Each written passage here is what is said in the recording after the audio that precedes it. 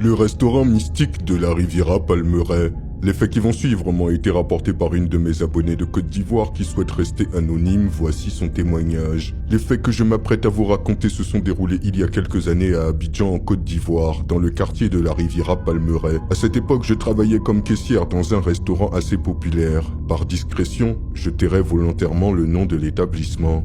Au début, l'endroit ne désemplissait pas. Des clients de tout horizon venaient y déguster nos plats. L'ambiance était chaleureuse, presque familiale. Mais soudainement, et sans explication rationnelle, la fréquentation chuta. En l'espace de 2 semaines, c'était devenu un désert. Nous, les employés, étions logés dans un petit dortoir à l'arrière du restaurant. Une nuit, il devait être un peu plus de 3 heures du matin, je fus réveillé par une envie pressante d'uriner. J'ai enfilé mes sandales et traversé en silence la cuisine jusqu'aux toilettes situées près de la réserve.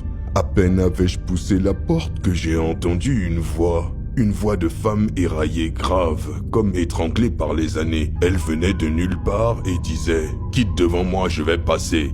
Mon sang s'est glacé. J'ai reculé brusquement, le cœur battant à tout rompre. Il n'y avait pourtant personne. J'ai scruté les coins sombres, les murs et le plafond, mais rien. Je n'ai pas pu fermer l'œil de la nuit. Le lendemain, j'ai raconté ce qui s'était passé à mes collègues. Comme souvent dans ce genre de cas, ils ont ri. Pour eux, j'avais simplement rêvé. Mais une semaine plus tard, ce fut au tour d'une des cuisinières de venir me voir, pâle comme un linge. Elle jurait avoir vu une silhouette sortir de la cuisine vers minuit. Une silhouette longue, noire, difforme, avec des bras trop longs et une tête qui touchait presque le plafond. Encore une fois, personne ne l'a prise au sérieux. Mais dans son regard, je vis la même terreur que j'avais ressentie. Puis, il y eut la femme de ménage. Un matin, alors qu'elle balayait près de la chambre froide, elle croisa le regard de quelque chose. Elle s'effondra immédiatement, les yeux révulsés, le corps figé comme pétrifié. Son corps était raide, glacé, comme sculpté dans du bois. Nous l'avons transportée à l'hôpital où elle resta inconsciente pendant 2 jours. À son réveil, elle n'eut que ces mots. Ce n'était pas humain. Ce que j'ai vu, ce n'était pas humain. Alarmée, notre patronne, une femme pourtant pragmatique et peu superstitieuse, décida de mener sa propre enquête. Après avoir parlé à quelques anciens du quartier, elle découvrit que le terrain sur lequel avait été bâti le restaurant appartenait autrefois à une famille béninoise réputée pour ses pratiques mystiques. Ils y avaient installé un fétiche, un esprit gardien destiné à protéger leurs affaires. Mais lorsqu'ils étaient partis s'installer en France, ils sont partis en laissant le fétiche derrière eux.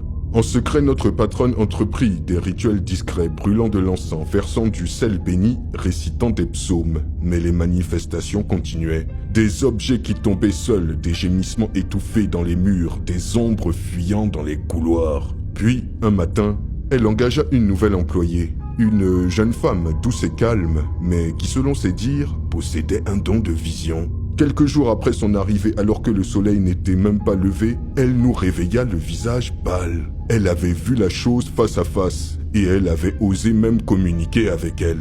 D'une voix ferme mais respectueuse, elle avait demandé à cette chose « Que voulez-vous pour nous laisser en paix ?» Ce n'est pas une voix humaine qui lui répondit, mais une sorte de bourdonnement mental qui disait « Cette terre est à nous, la femme veut nous chasser, mais nous étions ici bien avant. » Ils exigèrent un sacrifice, le sacrifice d'un mouton. La viande devait être cuisinée et consommée uniquement par le personnel, et surtout, la tête et les pattes devaient être jetées ailleurs. La patronne, malgré des hésitations, accepta. Tout fut fait selon leurs instructions. Ce soir-là, nous avons mangé en silence. Il y avait une tension dans l'air, mais aussi une étrange paix, comme si quelque chose s'était enfin terminé. Depuis ce jour, plus aucune apparition. Plus de voix, et les clients sont revenus encore plus nombreux qu'avant. Voilà mon témoignage. Quel témoignage sidérant et effrayant. Dites-moi ce que vous en pensez dans les commentaires et je vous dis à très bientôt pour une nouvelle vidéo. C'était Takashi J numéro 1 sur les histoires mystiques de l'Afrique.